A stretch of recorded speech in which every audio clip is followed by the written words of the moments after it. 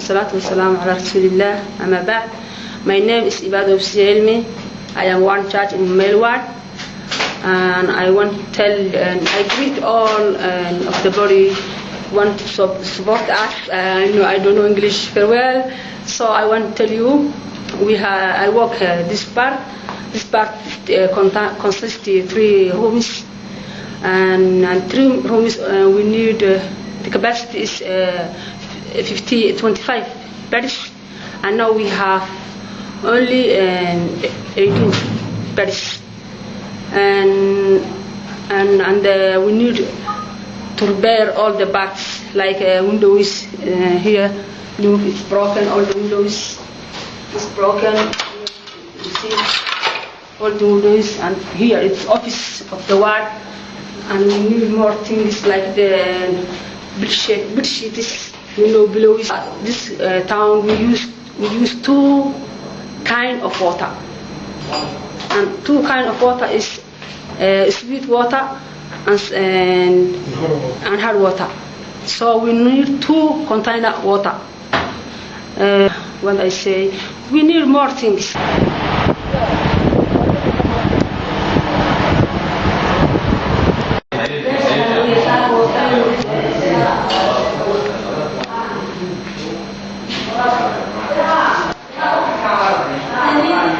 qaybtan waa qaybta qaaxada waana qaybta dawabixinta qaybta tani ka laba ward bay leeyihiin patientku inpatientka loo ward bay leeyihiin female ward iyo male ward inpatientka adigu dib fara badan runtii waa la soo marnay qaybtan waa qaybta qaaxada waana qaybta dawabixinta qaybta tani ka laba ward bay leeyihiin patientku inpatientka loo ward bay.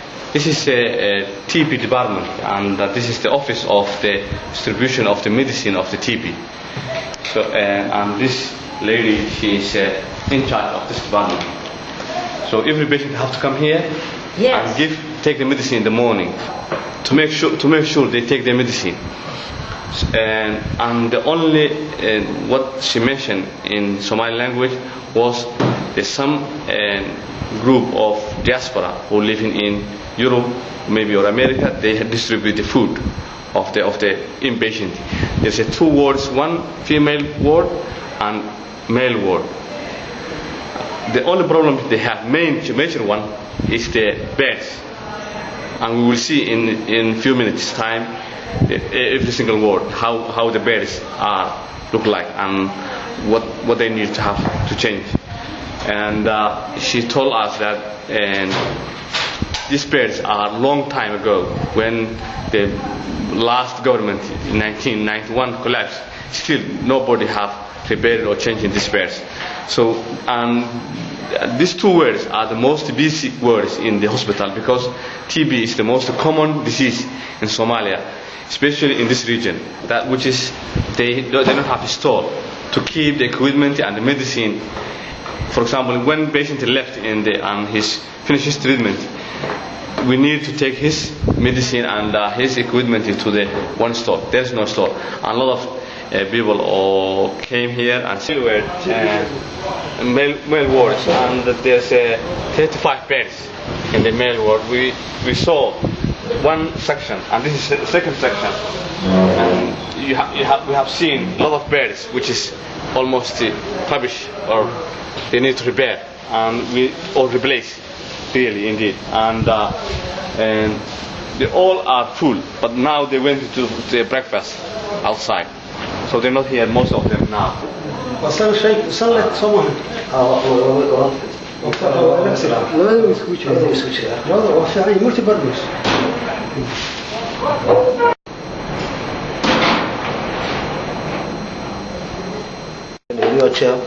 طريقة اللي هسين نيلسون ستين بانو دي كشقين جري oo shaqaduna ay ku socotay microscope WHO waa keentay sabalayana WHO baa day bixin jirtay iyo tireerinada iyo yaalaha kan oo hadda lagu soo kordhay oo ay keentay Finlandisku Florence iyo oo electronic isugu jira iyo isugu jira sunlight labadaba isugu jira oo isagu tijaaba in the lab of TB. This lab is specialized for the TB.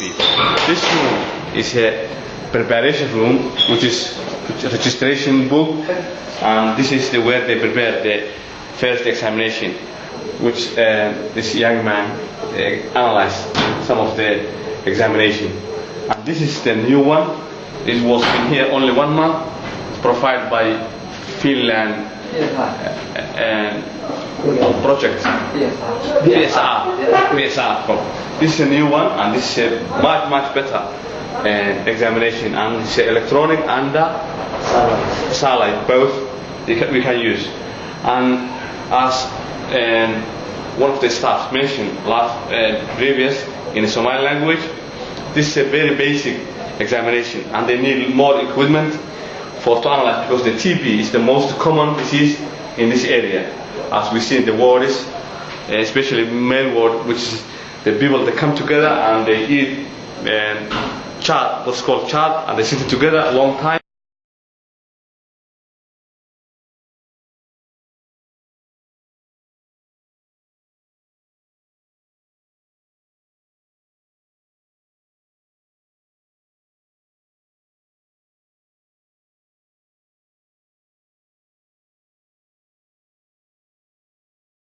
With the male, because the TB is more common in the male rather than female, because as I mentioned earlier, the way the TB spread is that the male come together and eat child, and they spread the disease. But female is less, because it's how many bears now here? 15 bears. 15 bears only, whereas the male 35 bears. So you can see the bears are also same. They need to prepare a place, and you can see these bears also. They're not stable. They can move, and the basically are not safe. Basically are not safe. So who can do something, it will be helpful. horta baahidayada laabku aad bay u badan tahay hadaanu nahay qaybta general laabka waayo waxa weeyaan shaybaadkii guud ee gobolka Sool baahidiisu aad bay u fara badan tahay waxyaalo badanna waanu baarnaa sida HIV-ga. And again, this is the main lab of the hospital in Laasanood district in Sool region, and the girl who was talking earlier, she was telling us that they have a lot of needs, but the most important is counter machine of WBC, and that's the most important one. And they need a lot of machines, especially culture machines and analyze machines, all that machines. They don't have. You can see here. There's no. I cannot see any very important specialized machines here. And this is the biggest one of lab in this area. So when the doctor see the patient, he have to have good lab and a good image department. And these two major important department, they don't have very basic machines at all. And you can see yourself here. Thank you very much.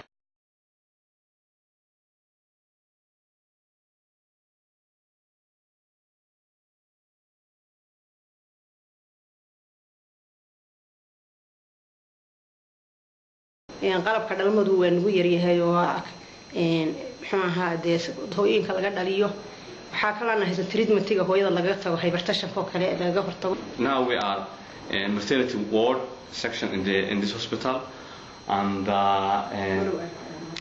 the midwife who in charge of this department has also explained what they need here, and she also mentioned two organizations who already done some jobs. Really, you can see the floor is prepared and it's very beautiful. It's and white marmar. They call marmar.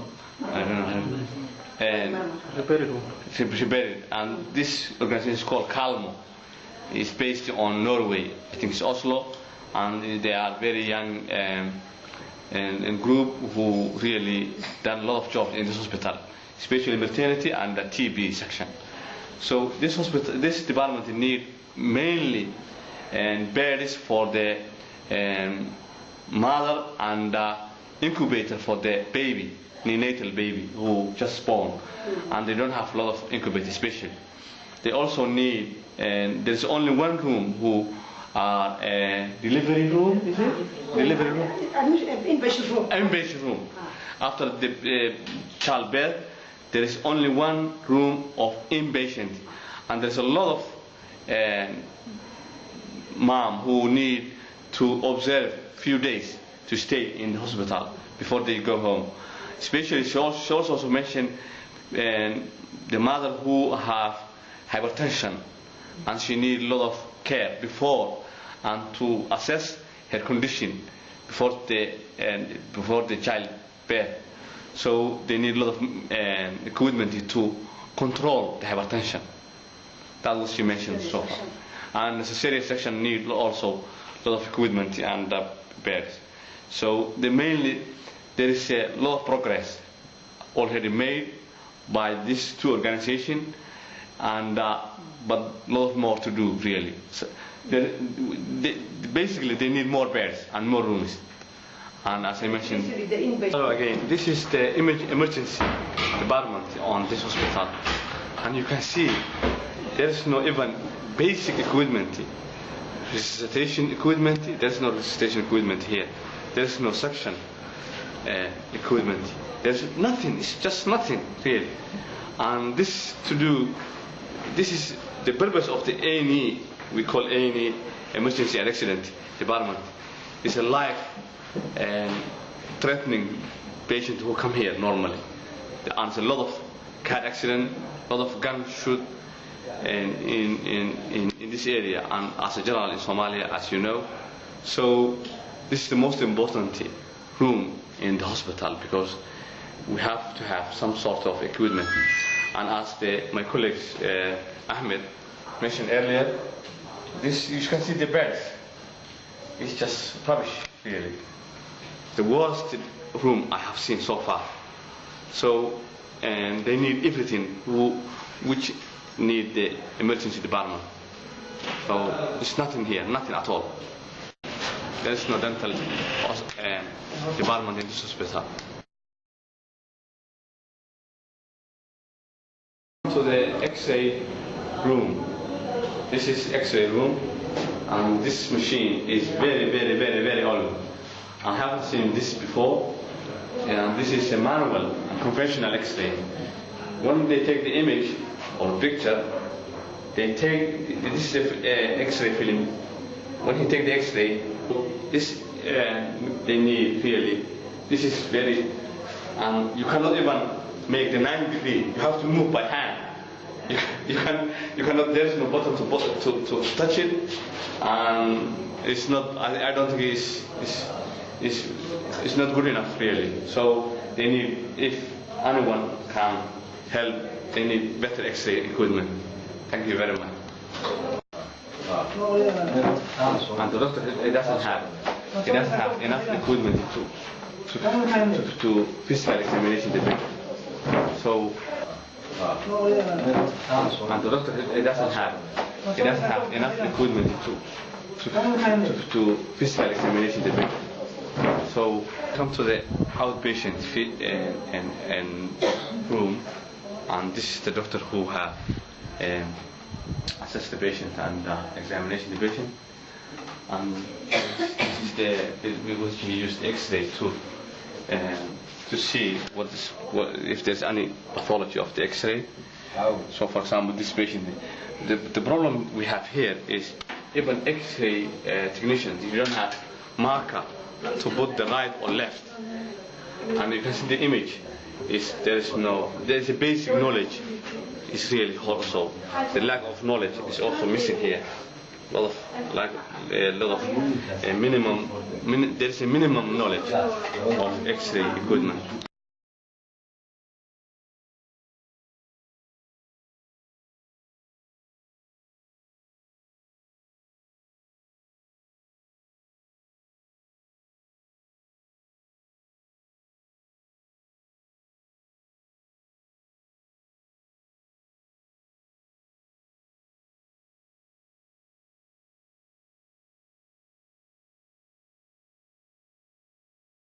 Man is one of the staff of the hospital. Yeah, he's a nurse, long time before even 47 years you've been working here. For 47 years he was working here, and the reason why we film him is that his eyes, as you can see, is, I don't know what kind of disease he has his eyes, and it's already coming out. So he told me that nobody can do anything about in Somalia. There is no diagnosis or treatment on this condition. So anyone who can see this film or this image can do anything, especially diagnose and then treatment. Please do so, because if he cannot care himself, he cannot care other patients. So anyone who can do and can help, please do so.